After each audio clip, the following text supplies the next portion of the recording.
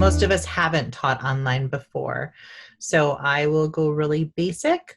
I'll talk about some things broadly, and then we can get into specifics with a Q&A. I think that's probably how we will get into specifics. So let me just get rid of these polls. Let me just get rid of the shareable link, and we are ready. So hi, everybody. I'm so happy you're here. Thank you for coming.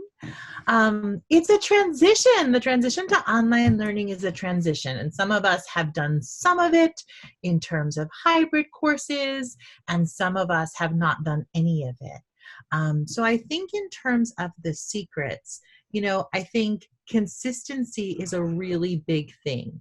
So in terms of consistency, you want to make sure that whatever format you are using, if you're using a sync format like Zoom or Google Meet, that you want to have consistent meeting times. If you are using an async format like Blackboard or Google Classroom, you want to have a consistent online structure in terms of weeks.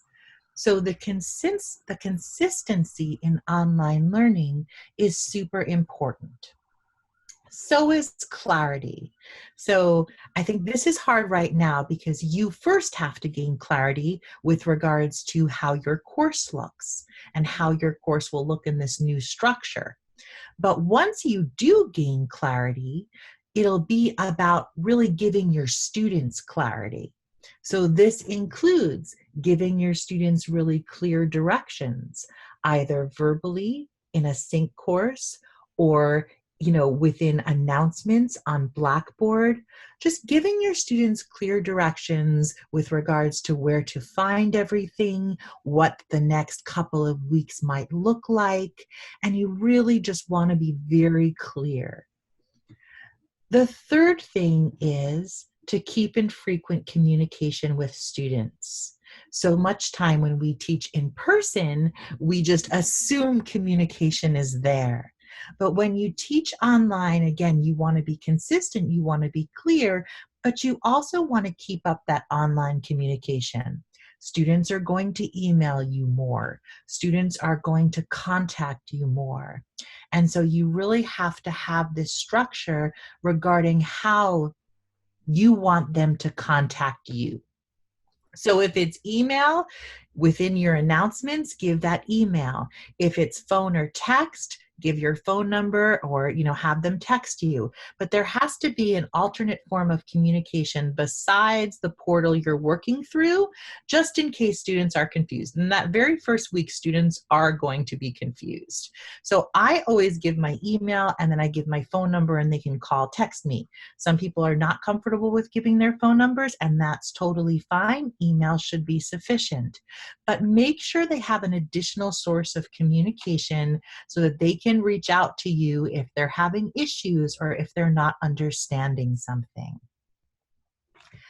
For first-time online professors, I think it's really important that you use one tool at a time. So if you're using Blackboard, stay on Blackboard. If you're using Google Classroom, stay on Google Classroom. And then you could add more tools.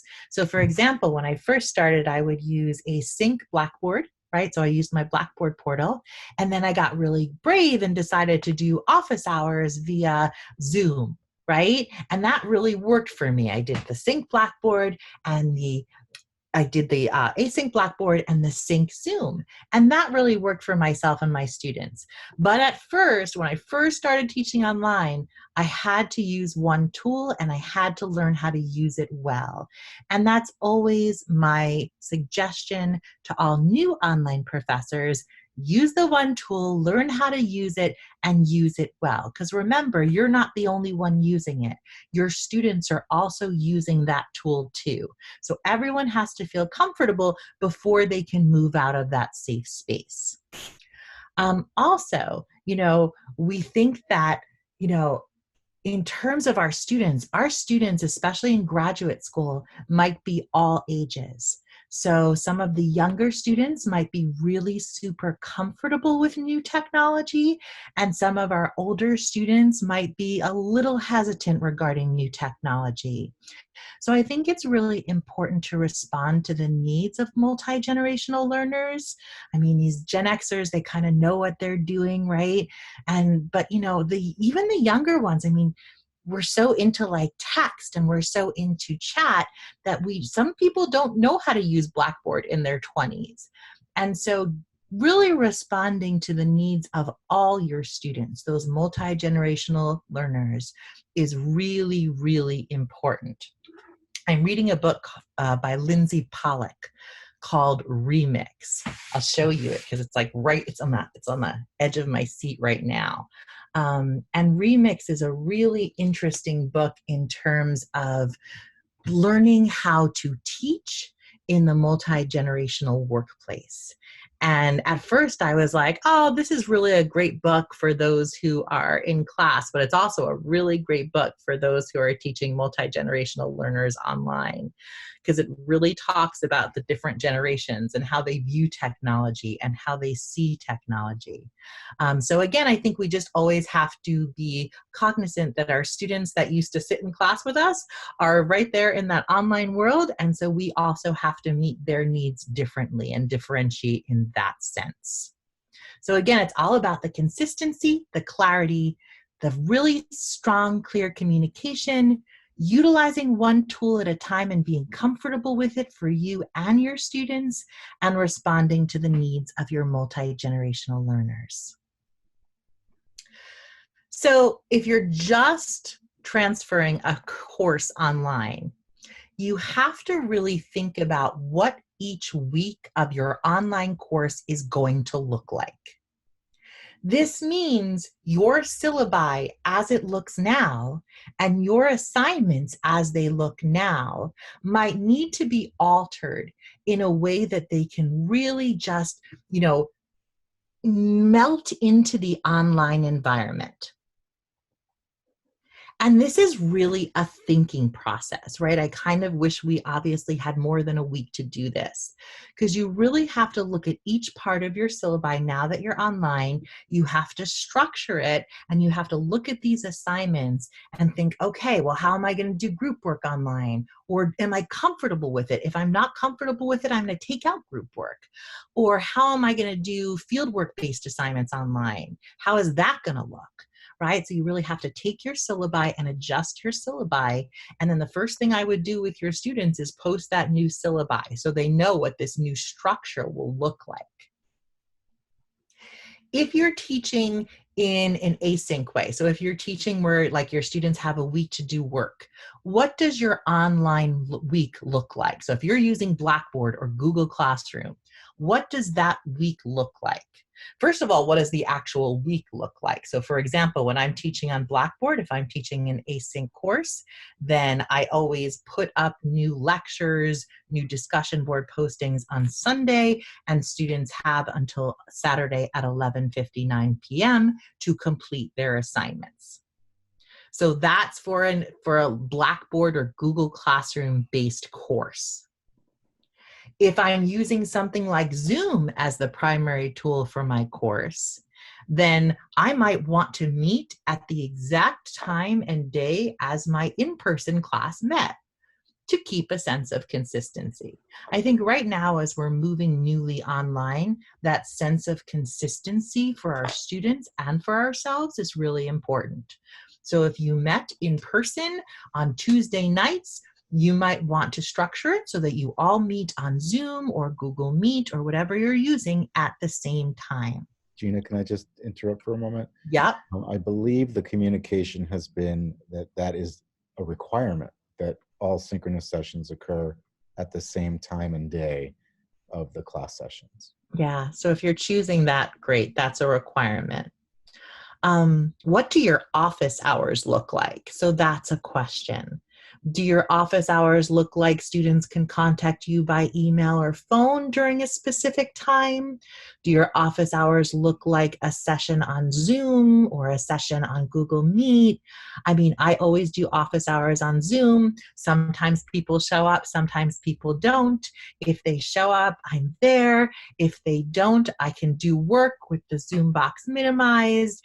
And that seems to really work. I gotta say, I've been doing online office hours for years now, and my online office hours are fuller than my in-person office hours have ever been. And so that's a really nice thing. A lot of people are really comfortable with Zoom or whatever you're using, and so they feel good about just clicking the link, talking to the professor, and doing it like that. So you have to think about what office hours might look like for you.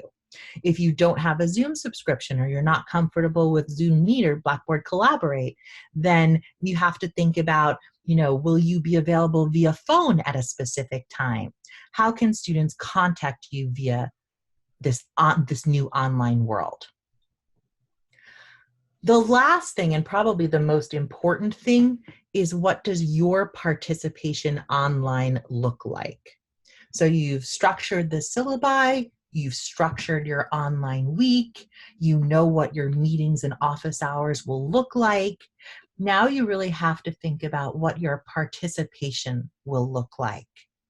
So if you're using Blackboard, it's really best if you give yourself a structure and if your students know that structure.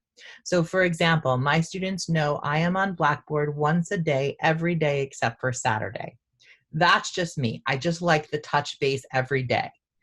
But if you're only going to be on Blackboard, say on Mondays and Fridays, or on Mondays and Wednesdays for feedback, you need to communicate that to your students.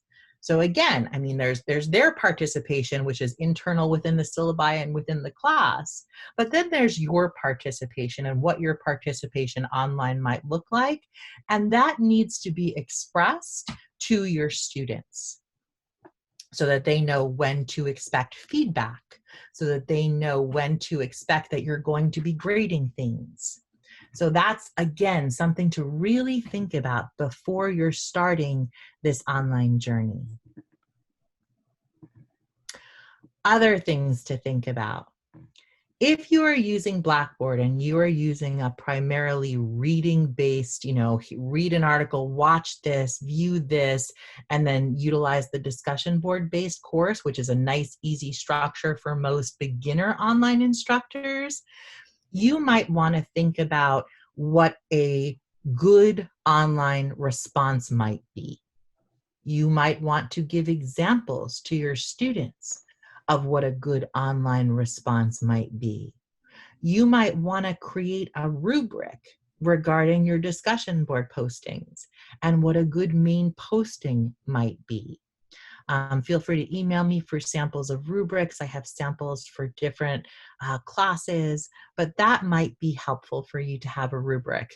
And then if you just want to, first get used to the discussion board and then maybe for your next online class, create a rubric, do that. But rubrics are, if you're a more advanced professor online, might be really helpful for your students. If you are doing sync sessions, either be it via Zoom or Blackboard Collaborate or whatever you're using, you might want to create ground rules. So for example, when I do a sync course on Zoom, our practicum course has always been on Zoom.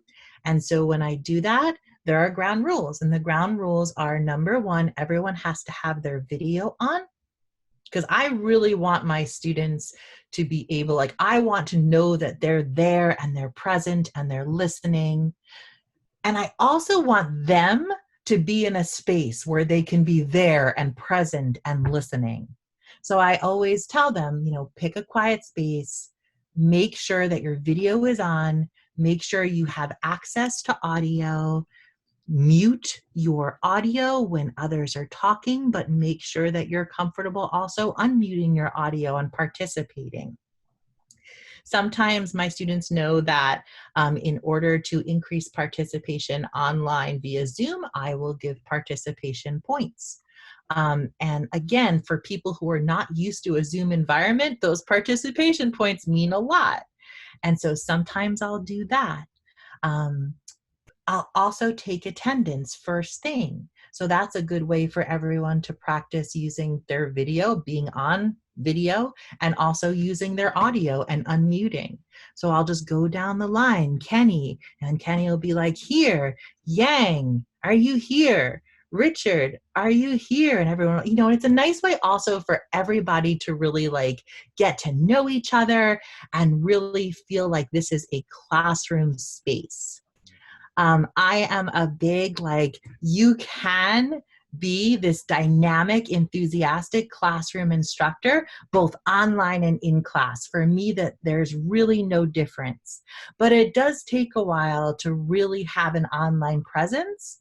However, once you have these structures, these ground rules, the online presence thing comes easy and is something that you can work on. Online quizzes and tests.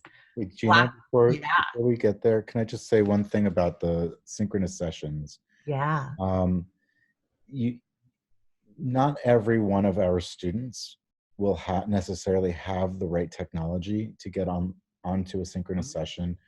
And that's something that you're going to have to assess and then work with the college, depending on what school you're in, which department that would be, but working with the college to try to get the right technology to the students. But with synchronous sessions, and we use mostly Zoom and Blackboard Collaborate, and then to some extent Google Meet.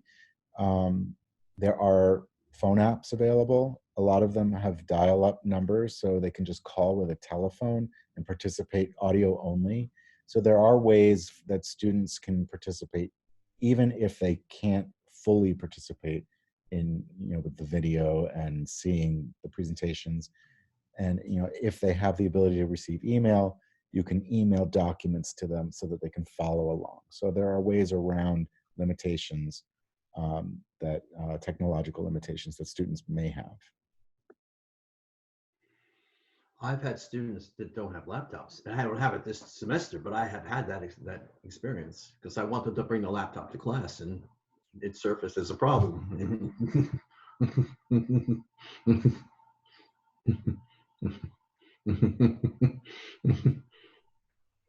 All right, it's all yours, Gina.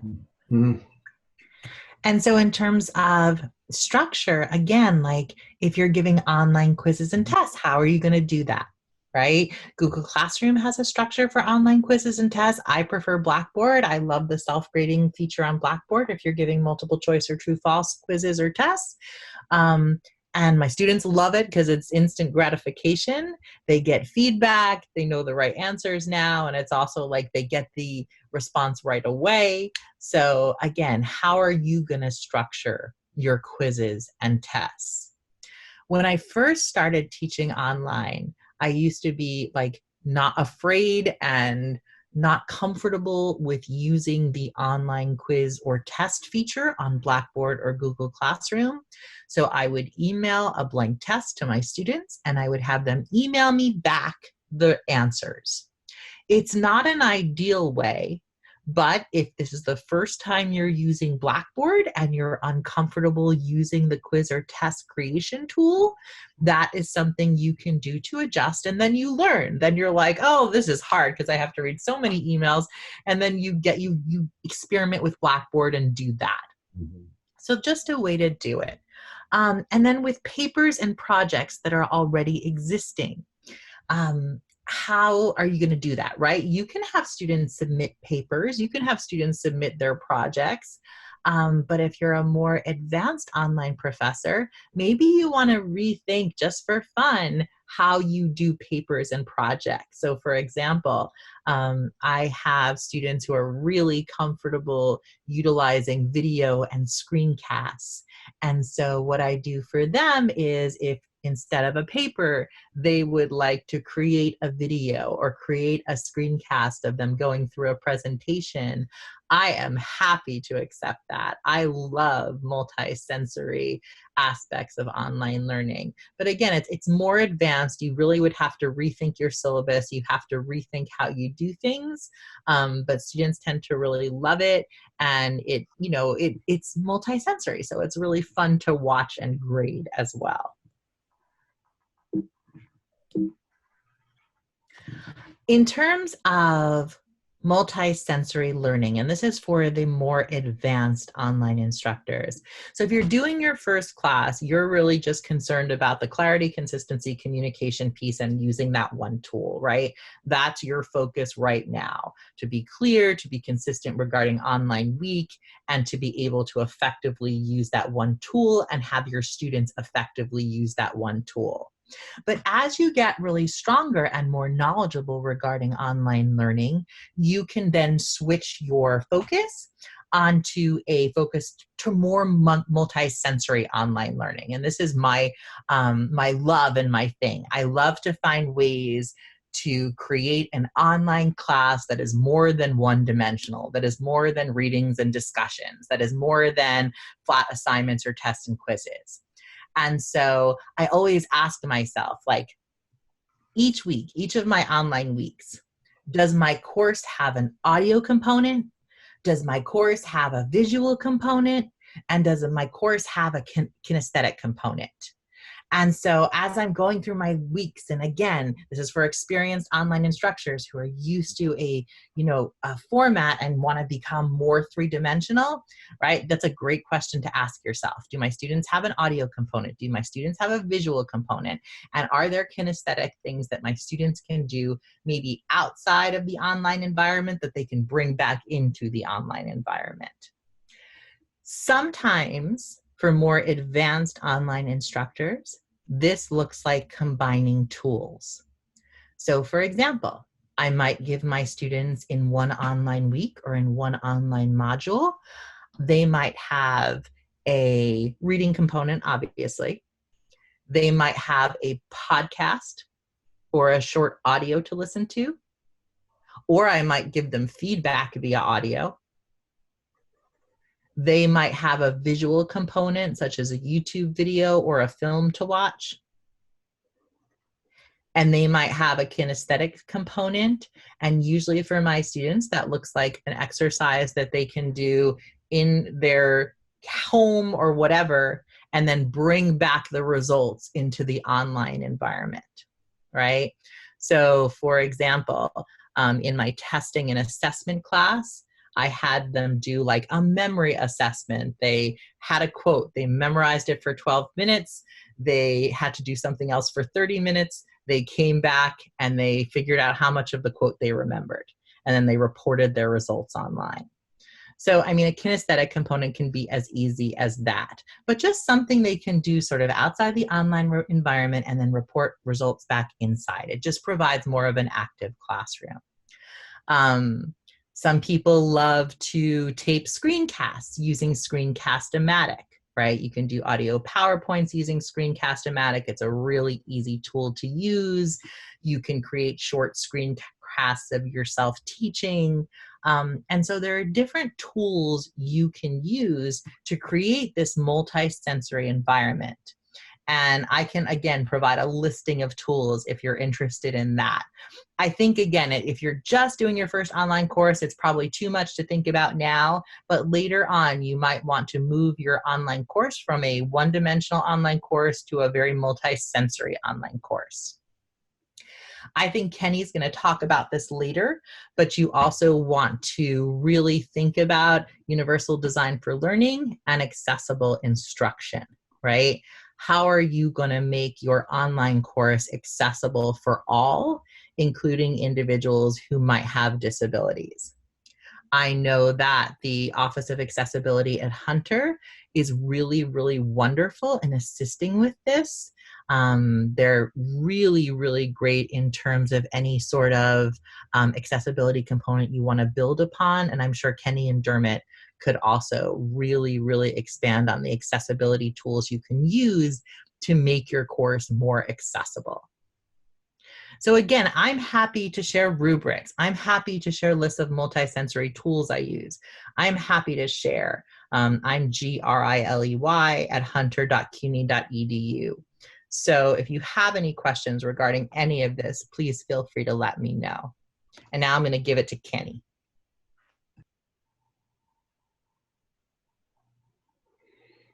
Sorry, I was muted.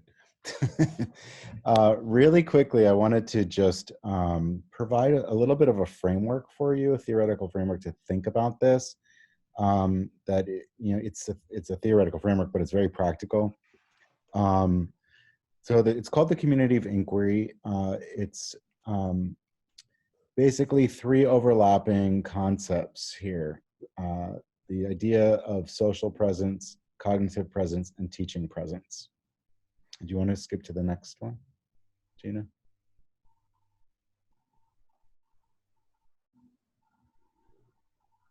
The next slide. Yeah, no, I understand. It's not moving for me. There we go. So the idea of cognitive presence, this is what transpires generally in your classrooms, where students have an opportunity to explore and discover through reflection and discourse. So it's important that this is a major factor in what happens online. But because online is a little different, the environment, you don't have a group of students all together able to communicate freely. You have to create that environment, foster that environment that shapes their learning journey. Jump forward to the next one. Sure. The next one is social presence. And social presence is it's the interpersonal relationships that need to be fostered. It's the building of community.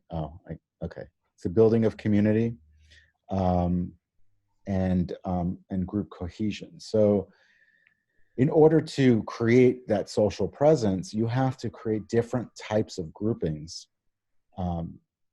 in order for students to be able to maintain their personal relationships with each other. It's very isolating being at home on your own, trying to engage in a learning experience, especially if that's not what you really signed up for.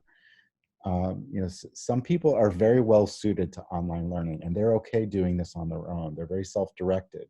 Not everybody is. And some people really need that social aspect of learning in order to effectively engage with the material. So creating a lot of different opportunities for social engagement is super important.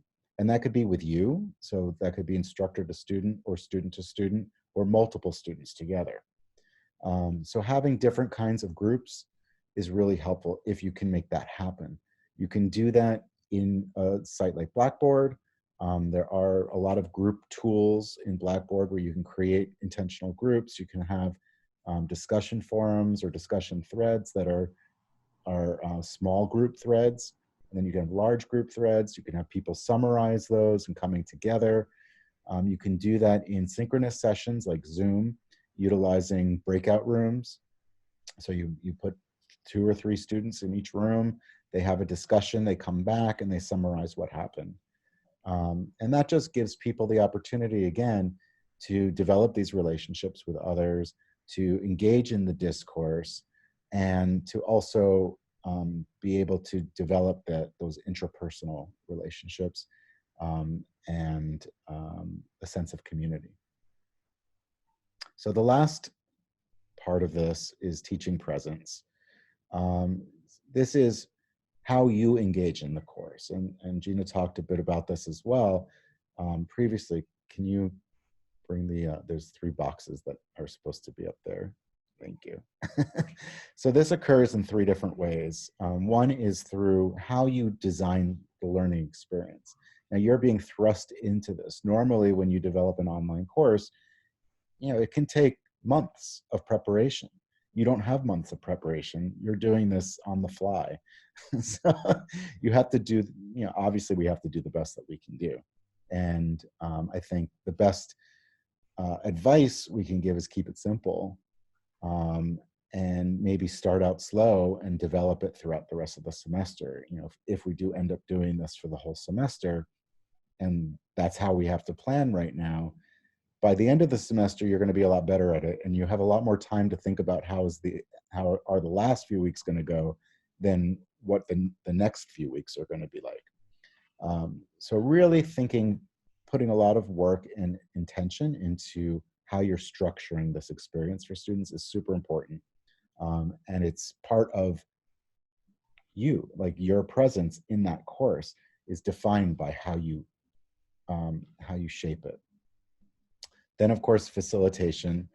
How engaged are you in discussions? How are you developing the discourse?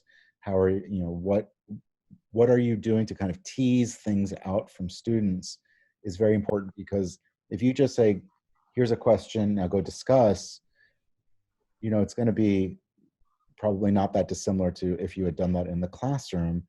It can devolve. It can go into tangents. It may be, you know, a lot of posts of, that was great, I loved your response.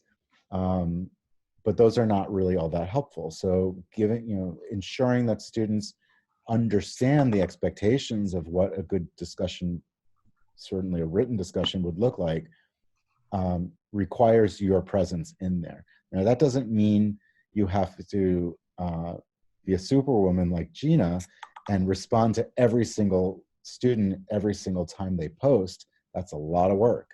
And that's not, that may be something that's important to do, but you may find that that's not necessary, or that that you just don't have that ability to engage in that way.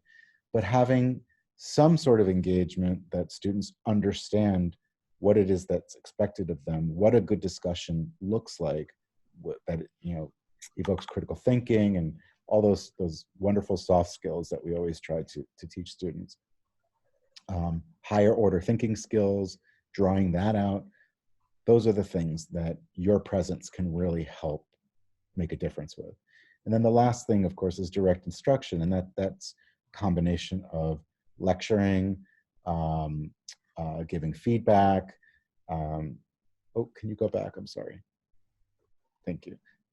Scaffolding the content, so ensuring that that students have underlying skills before you move on to the higher order skills, and summarizing what's happening in those discussions. That's a great way for you to be involved, is to take a discussion at the end of the week, you write a really beautiful summary of what happened and a synthesis for you of what the takeaways should be. And then, of course, differentiation as well. Online learning is provides a really good means of being able to differentiate instruction. You can provide additional resources for students that want to go beyond what you're doing. You can provide some remedial assistance to those who need some additional help. This next slide, I just found this. I thought it was a really nice summary of everything that we were talking about today. And we'll make these slides available as well. And you can just see that in general, best practices for teaching online are really not that different than best practices for teaching face-to-face. It just requires a lot more intentional thought about how to craft those experiences for the students, because it's not going to just happen on its own like it does sometimes in the classroom. It does require some, manipulation, positive manipulation. And then the last thing I want to talk about before we take some questions is, the Americans with Disabilities Act, the Rehabilitation Act, Section 508 mandates that we provide, that we comply with certain regulations in regard to content that we place online. So we have to be very cognizant, particularly if we have students in our classes that require some sort of accommodations, and like Gina said, we have an Office of Accessibility, which are fantastic people, and they will definitely be able to help you. If you're in the School of Education, you can also come to the Frankfurt Center, and we're happy to help you. But there's some very simple, basic things that you can do. How you create your Word documents or PDFs, or taking existing PDFs and just running them through the PDF checker that's built into Adobe Acrobat. And if you don't have Adobe Acrobat, you can contact ICIT. You can get a license for it on your computer. When you record videos, putting in captions, if you're able to, if you put those videos up on YouTube as an unlisted video, as long as it's not a FERPA violation, you can use that. YouTube will automatically caption a video, and you can go in if you need to and adjust those captions. You can do that. Whenever you post images on on Blackboard or Google Classroom, wherever possible, you need to add alternative text to those images for those who can't see the images. And there's a lot of online resources that are available. If you look in the School of Education, look for the Frankfurt Center webpage. There's a section there for instructional continuity, and you'll find a link to the page on delivering courses remotely. I've put a ton of resources there.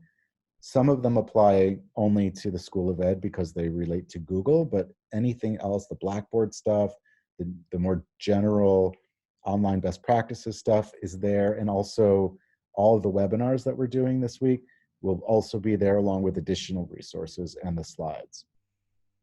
All right, so I think maybe now is a good time to take some questions. Oh, sorry. Okay. How do we access all that material on the Frankfurt Center? So it's just on, it's education.hunter.cuny.edu, and just, and actually here, can I share my screen?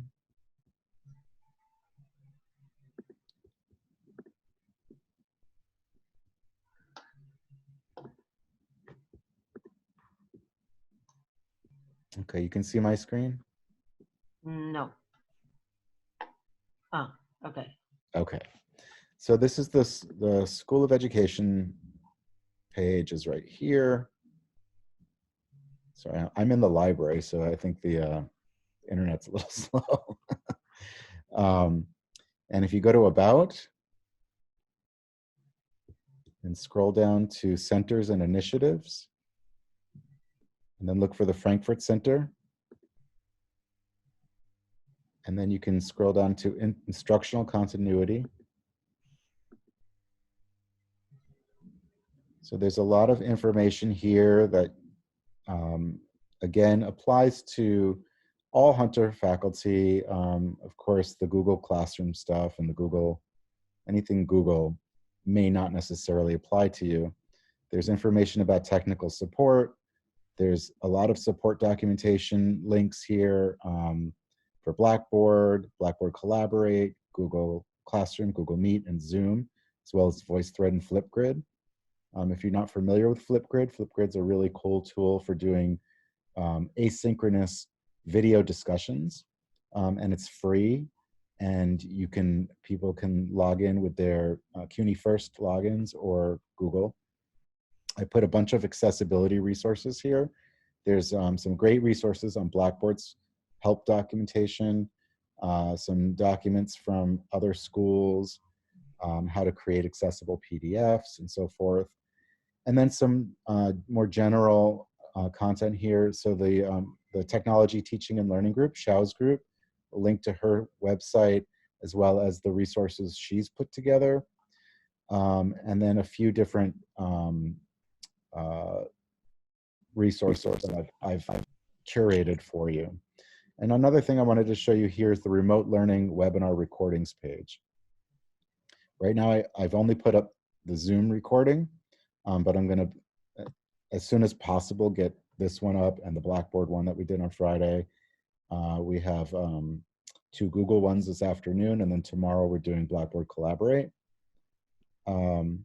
And so I put some additional Zoom resources here.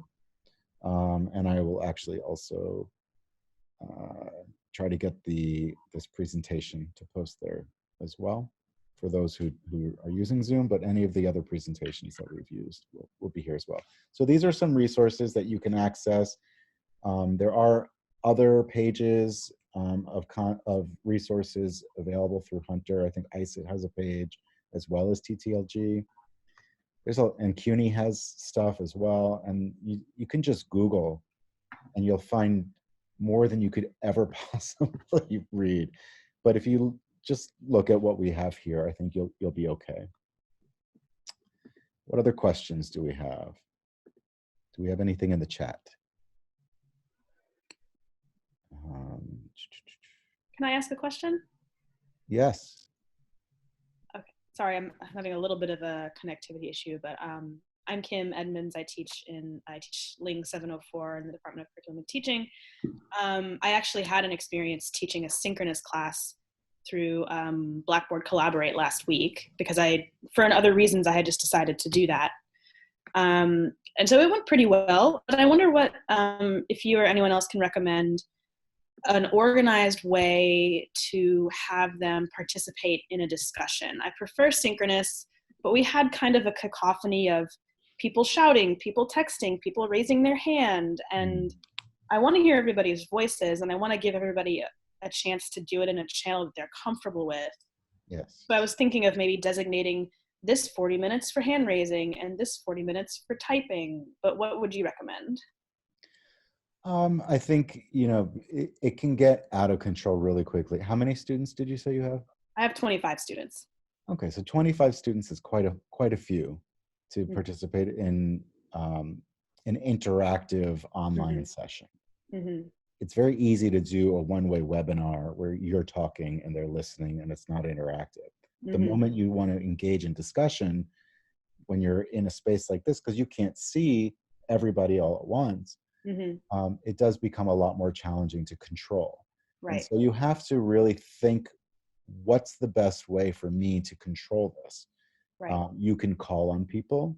You can go in a sequence. You can utilize the hand raising tool, although sometimes that's a little confusing and you don't always know who raised their hand first. So, I mean, there's no right or wrong here, and there's no perfect solution. We're limited by the limitations of the tool itself, and it's of course going to vary depending on whether you're using Zoom or Google Collaborate or Blackboard Collaborate or Google Meet or some other tool. Every tool has its pros and cons and limitations.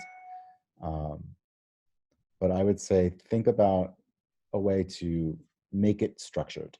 The more structure you can provide, the better. That's the key in online learning. Oftentimes when we're in a face-to-face situation, we like unstructured because it creates a lot of space for things to just kind of bubble up, but it doesn't work nearly as well online. Yeah, I gathered. For me, it's all about those ground rules. Again, I'm not a structure loving person, right? But for me, in an online room where everyone's sync, it's really about ground rules, and having those ground rules posted either in a slide or in a chat. That this is the time for direct lecture. This is the time for questions. If you want to ask a question, raise hands. Everyone else has to mute. So it's really all about creating consistent ground rules from the very beginning, and people get it, and then it begins to form structure. Okay. I'll definitely be thinking about ways to better structure it. Thank you. May I add, a lot of times in my class, in the classroom, I have them, I do a go around where everybody in the class has the old round robin. Go around and everybody comments on something, or everybody reads a section of something and we go through it that way. For me to read to them, they're going to tune out. But if you do it in a round robin or a go around, they'll stay with you. I mean, and it's a way of keeping their attention. I just thought I'd add that because, and I'm trying to think of how I can do that online now. So you're hitting on some really good issues. Yeah. And if you wanted to do a round robin online like here, I would be like, Richard, do you have a comment? Eileen, do you have a comment? Kim, do you have a comment? You can do a round robin. It's just, again, different kind of format. Okay. We'll see. Thank you. Yeah, thank you, Kim. Appreciate the question. Yeah.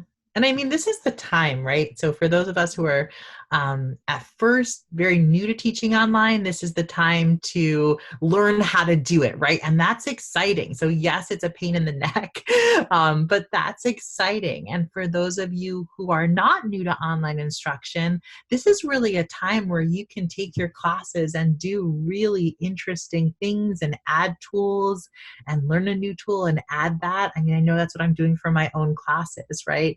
We're going to utilize new tools this week. We've been online for the whole semester. So we have that space to utilize new tools and see how it works with everyone. So this is really the time to learn new tools, but also to create a structure where you can be a really good online instructor. And that's really exciting, no matter how resistant you might be. Where can we find those materials you just had up a minute ago from the School of Education? I posted the link in the chat. Okay, how do I find that? I'm sorry. You should see a button on the bottom of the screen that says chat. Yes. Click that and the chat box should open up. It's not. Oh, it says Alt H. Okay, thank you. I have a question. I'd like to send my students an email in advance, like at the very, like even before we have our first online meeting. I'd like to do the synchronous class, but I'd like to kind of prep them and sort of encourage them to sort of start thinking a certain way about how they might participate and some things they can do to get ready and so on. Do you have any of that, any ideas for that kind of a set of instructions?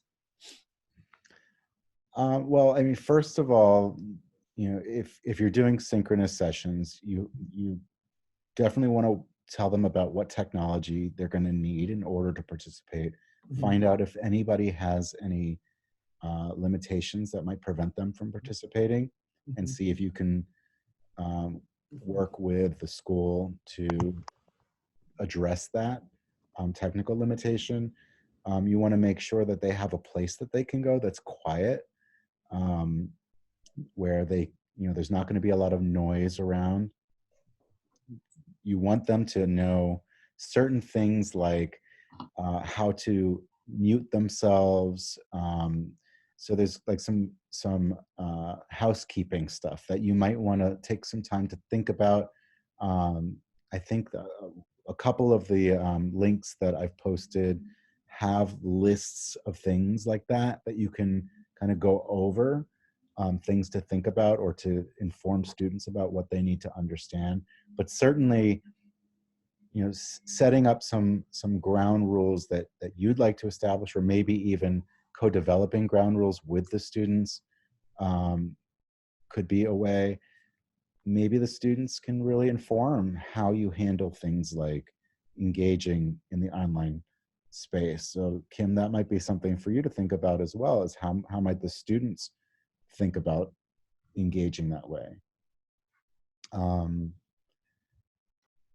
Gina, do you have anything to add? Yeah, I mean, I'll always, whenever you're transferring to a new structure, I highly suggest sending what I call an announcement email. So on Blackboard, it would be under announcements, just setting the format for the course, where the course meets, what the ground rules for the course are, where everything is stored, and an additional contact where they can contact you if they have any questions.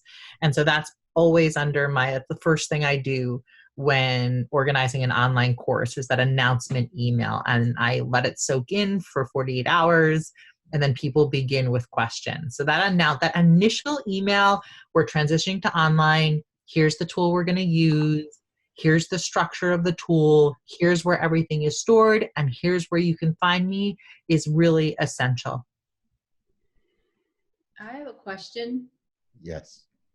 So is it possible to send students a Zoom link ahead of time just to test it? Sure. So if you have access to a Zoom account, and anybody can get a free account, the difference between a free account and a pro account is just that the free accounts have a 40-minute time limit on them. And you can get away with using a free account if you can structure your sessions in a way where you do 40 minutes, then they go do something, come back for 40 minutes. But with using Zoom, you have your personal meeting ID, and you can create scheduled meetings ahead of time with their own separate ID. And so you can create an ID or use your personal meeting ID, share that with students, and just do a test session at any time. And that's a good way to maybe do sort of like a Zoom orientation, let's call it, with them, or Blackboard Collaborate orientation, or Google Meet orientation, depending on what platform you're using, to do a session, sort of like a pre-session before you're actually going to engage in class, just so people understand how to use the tool. So if should they create an account with Zoom before they No. test? No. They can Students just click on my link? Students do not need to create an account. So here's what they can download the client, but they don't need to create an account. yeah. So they can click on my link and that will take them to Zoom? Yes. Yes, but here's in terms of a test, like let's just get everyone on and test. I usually create a day and time, exact time where everyone will be on to test. So I'll say, all right, we're going to meet Tuesdays at 7:10, but on Mondays, if you want to test out Zoom, here's the link. Let's do it Monday at 6:30. I'll be on till 7 if you want to test out the tool. Good.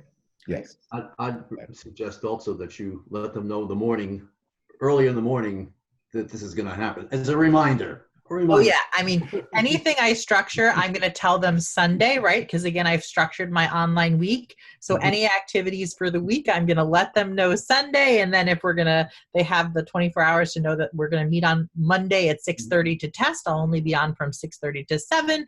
And then we'll meet as normal Tuesdays at 7:10. Well, looks like How do you actually? said Zoom has released the time limit for all accounts. So anybody can use Zoom right now. Sorry, Eileen, were you trying to say something?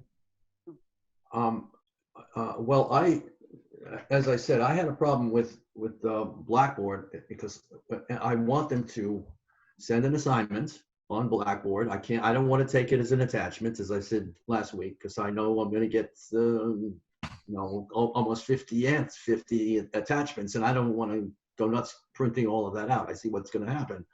So what I want to do is have them enter something on Blackboard so I can read it and I can comment on it and send that back to them.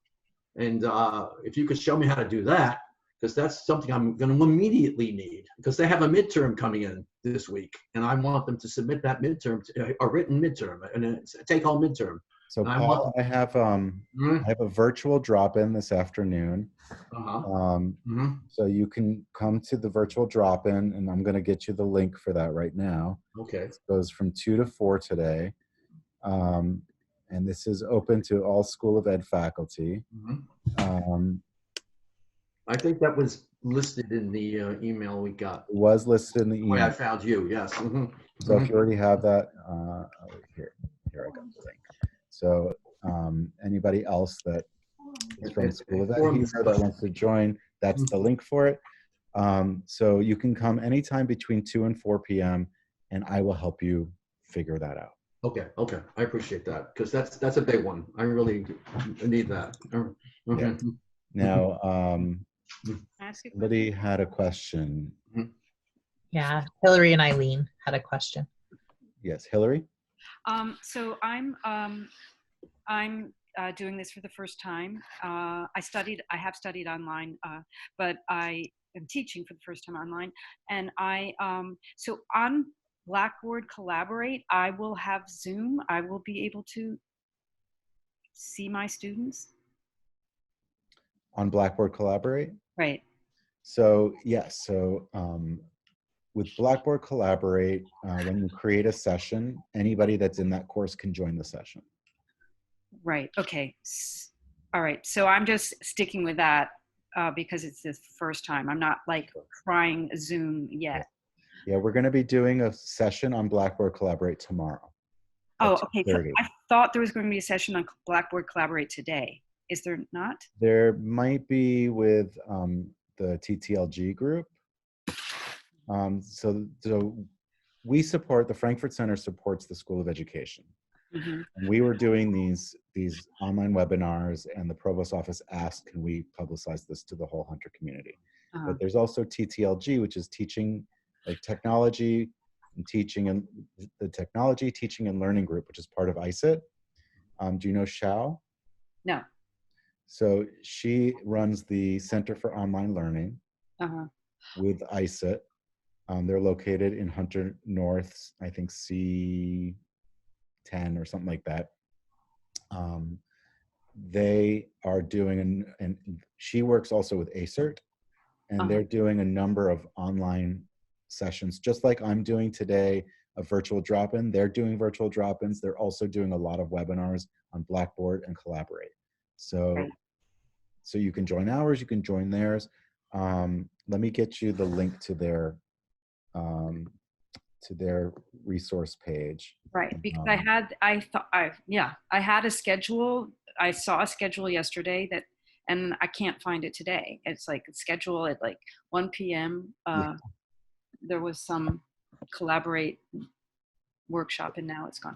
Okay, so I posted that's the link to their schedule of offerings, I believe. Okay, thank you. Yes. And Lisa just confirmed that they do have a Collaborate session at 1 o'clock. Oh, and Gina just posted something too. So. They ACERT's also hosting online office hours this week, and it's online, so they're hosting it Monday, Tuesday, and Wednesday, and they're all remote, so they're drop-in sessions. So Hunter is here for you. You are not in this alone. We are all in this together. We're all feeling the same anxieties, and we want to.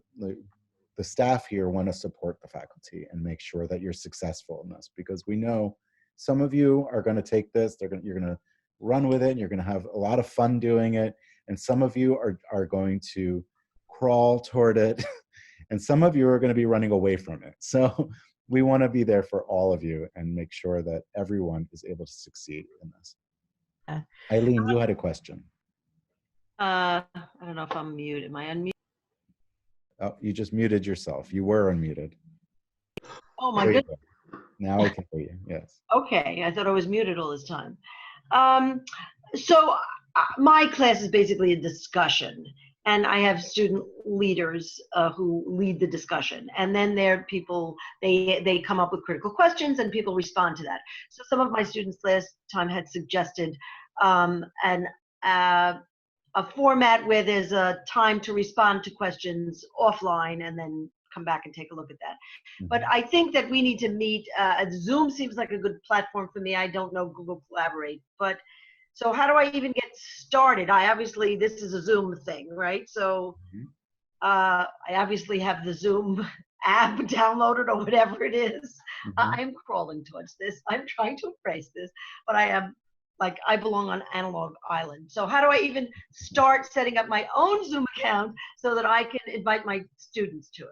I think they're far more adept at this than me. So the first thing I think you need to do is go to zoom.us, which is their website.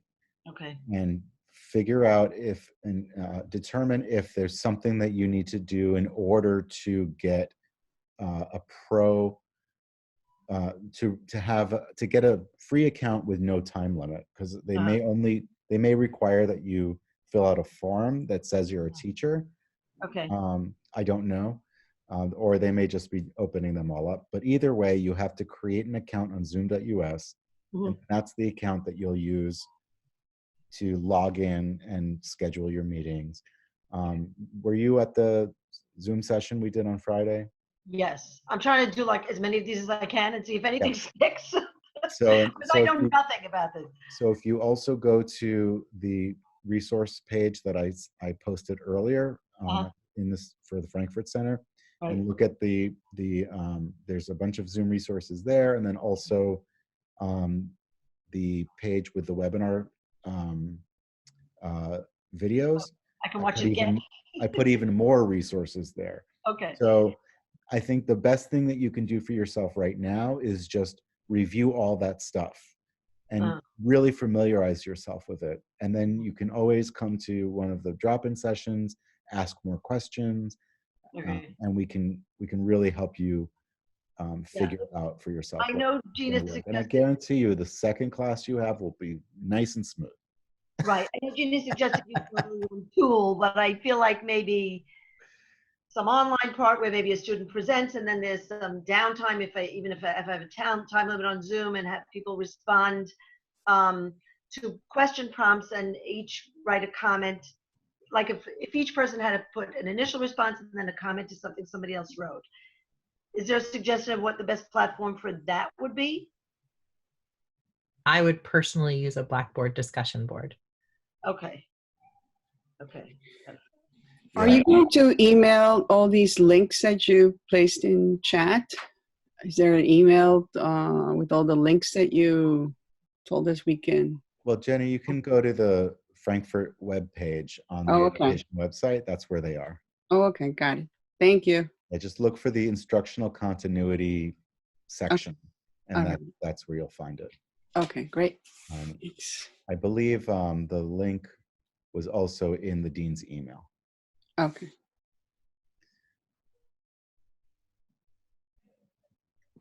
Thank you. Thank you. Any other questions?